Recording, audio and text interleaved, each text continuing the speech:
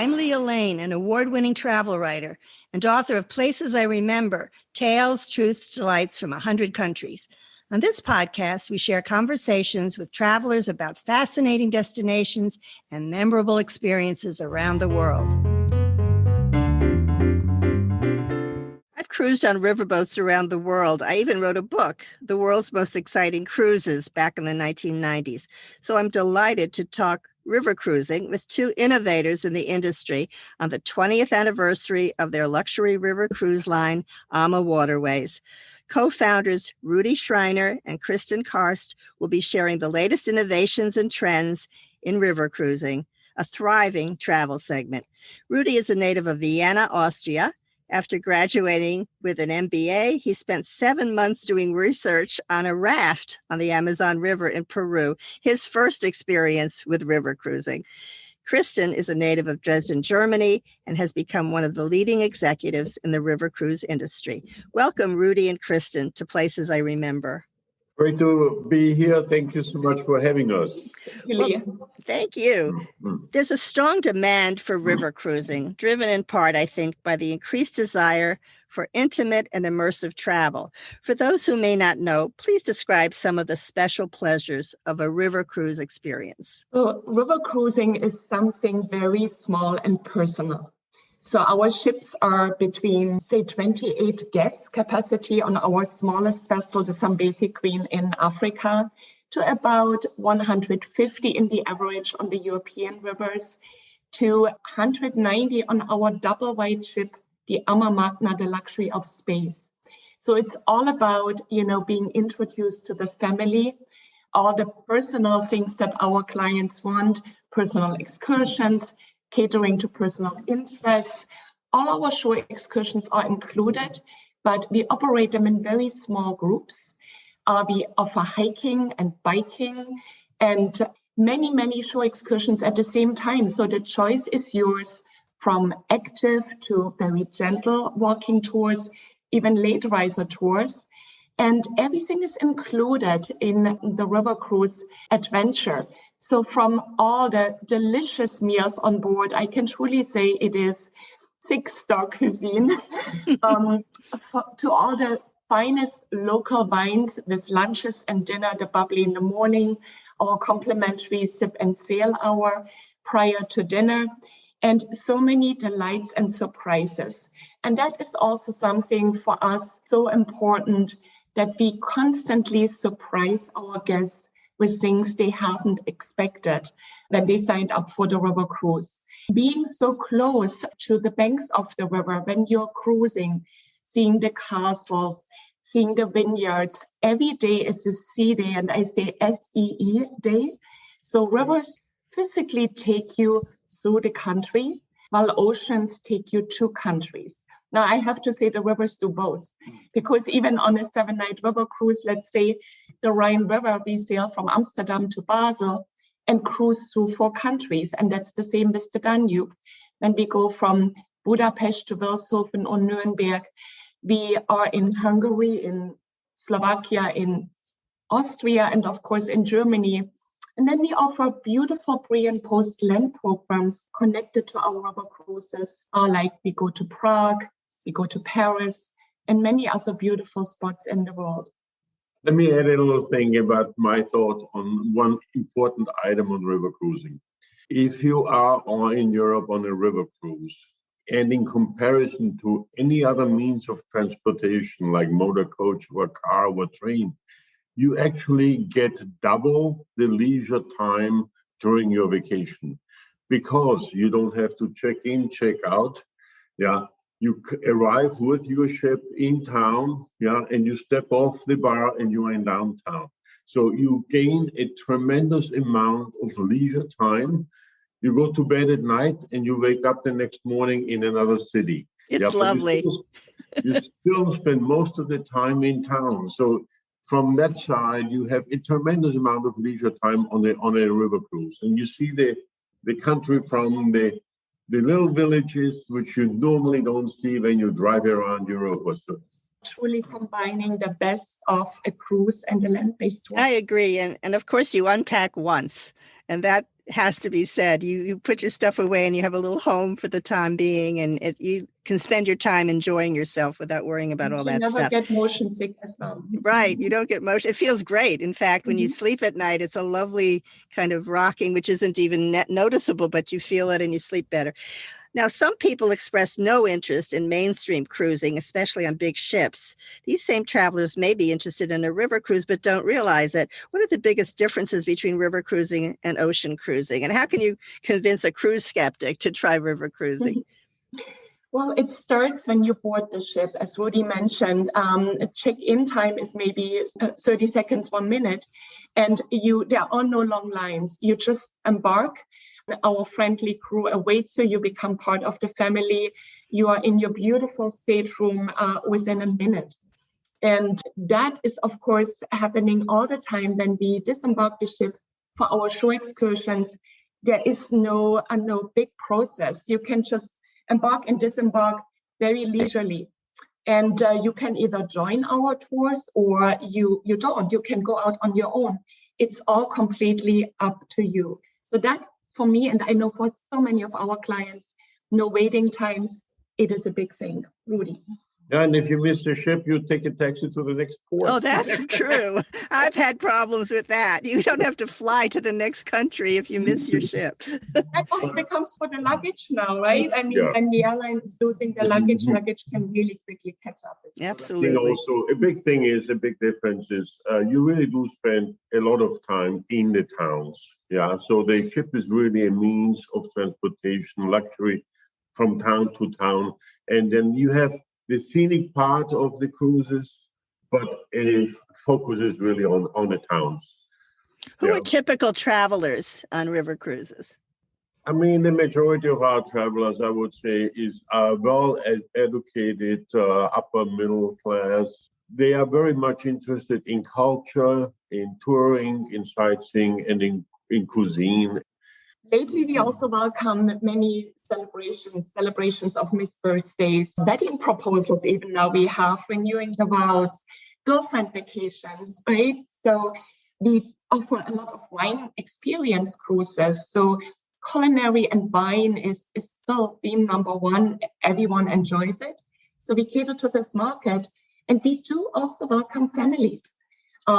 Children are allowed from age 4. I think it's really good to have them from age 6. It's the quality time, really, families, even grandparents with their grandchildren can spend together.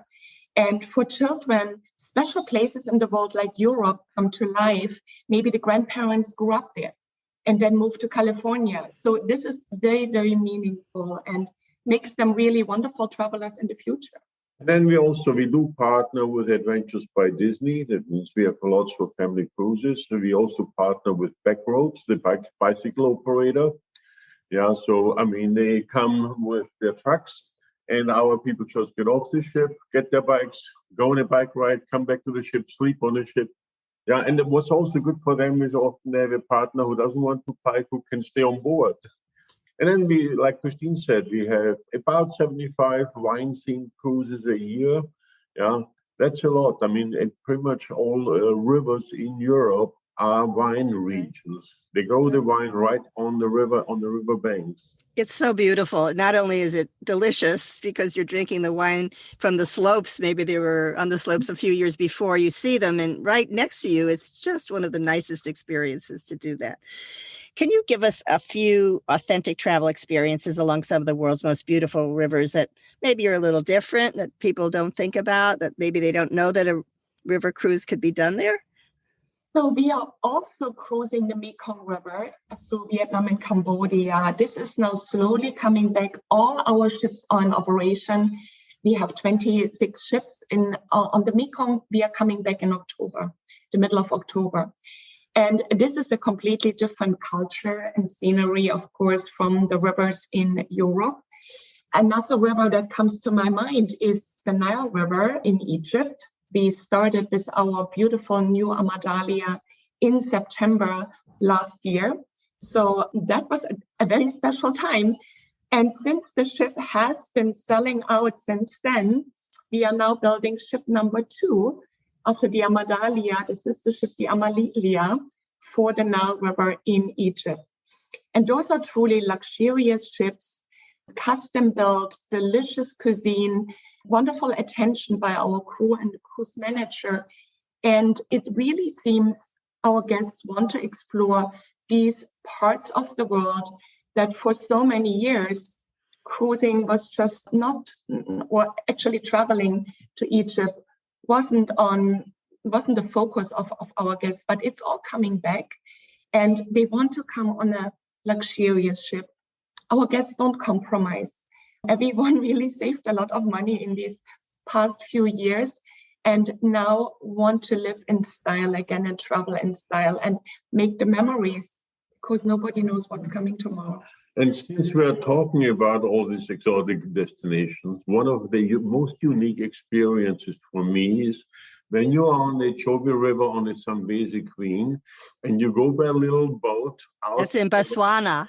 In Botswana, as you go along, there are islands on the river and elephants swim across to the islands.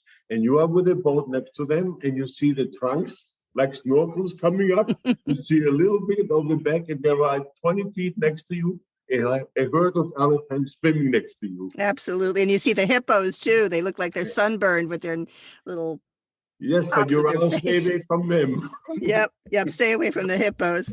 I've experienced some wonderful river cruises, one in Myanmar and another in Ukraine. I went from the Dnieper River to the Black Sea. So on different cruise ships, I think many cruise ships feature this focus on exotic places, but your line seems to have both. Really, our clients are driving us to explore more rivers. Once they fall in love, they want to explore it all. Absolutely. Word of mouth. They come back and talk about these beautiful places, and then you respond to that. Now, tell us a little bit about innovations in the river cruise industry. Generally speaking, how are ships designed today? Can you go out on a balcony in your room? Do you have glass all the way where you can see from your bedroom all the things that are passing by? So our European ships and pretty much also all of our other ships now, Mekong and Saône, they have balconies, also outside balconies. Yeah, so our European ships have about 80% balconies. And especially now, since this whole COVID situation, everybody wants to have fresh air. Yeah, nobody wants anymore in the cabins where you cannot even open the window on the lower deck. So what has changed a lot in the last, I would say, 30 years, when we started building the first ship in the early 90s, most of the ships had fixed windows you couldn't open and so on. Today, the staterooms are much larger, much more generous. Food is very, very important. On the AmaMagna, we have 4 restaurants. All our ships actually in Europe feature 2 restaurants, but on the Magna we have 4 restaurants. Wellness is very important, so that we introduced a few years ago a fitness host on every ship.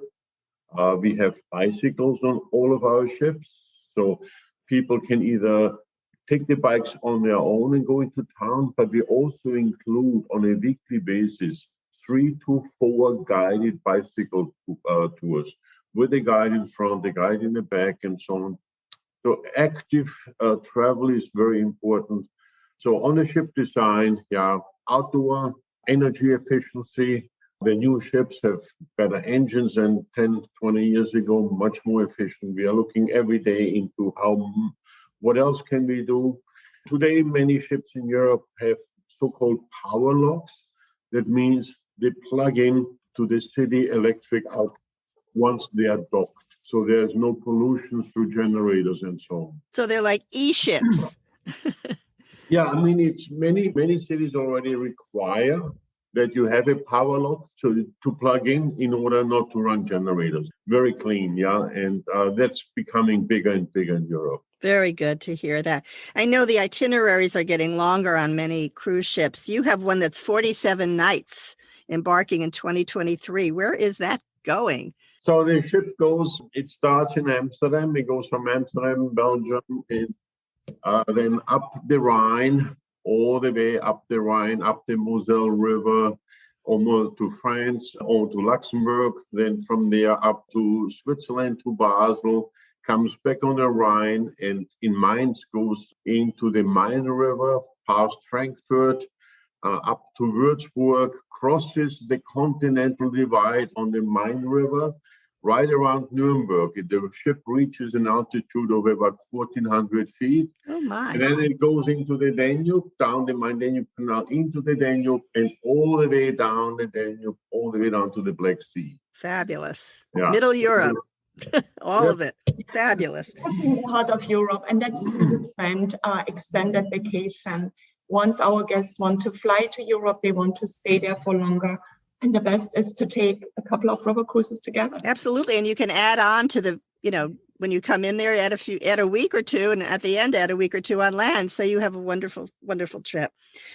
Well, the name of the podcast is Places I Remember. So Kristin and Rudi, co-founders of AmaWaterways, would you each give us a special memory of river cruising?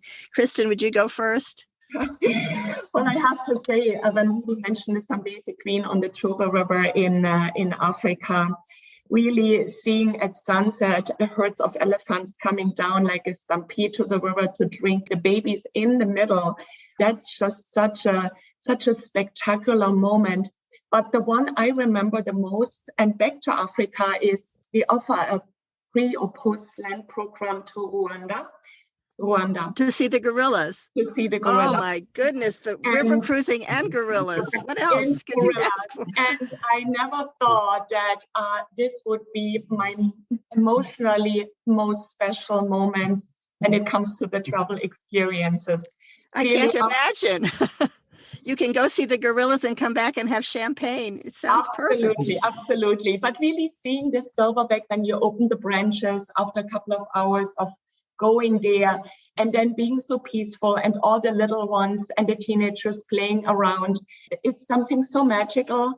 It's hard to describe. It's an experience everyone should see once in their life to understand the world. Absolutely, if they can. And I love gorillas so much. I've adopted a gorilla from the Diane Fossey Fund. Her name is Bisoki, and I have her picture in my hall. So I love your memory. How about you, Rudi? Now, I do have special river cruise segments, which I always do enjoy very much when I'm there on the ship. And there are two rivers, especially. One is the Moselle River. The Moselle, to me, is the most beautiful cruise area in Central Europe because it's a beautiful, meandering, small river with extremely steep vineyards, very lush and very green. And it's so peaceful there with little villages. That's one area where I always cruising through that part really enjoy it. And the other part, which is a little bit contrary to that, is the Douro River in Portugal. The Douro is very narrow, fairly deep. Sometimes you almost feel like you are whitewater rafting. And sometimes you have the rocks right next to you. Yeah, big rock formations coming up out of the water. So these are just from being on a ship and cruising, two of my very special cruises in Europe. Sounds wonderful. I hope people listening are able to take a river cruise. Even I know I speak to people and some don't like to cruise, but how can you not like a river cruise? It's got everything. Thank you so much, Rudi Schreiner and Kristin Karst. And for travelers seeking a restful yet exciting travel experience, I do suggest a river cruise, but warning, you may just never want to get off the river. Thank you so much. Thank you very much, Leah. Leah. For having us. Thank you.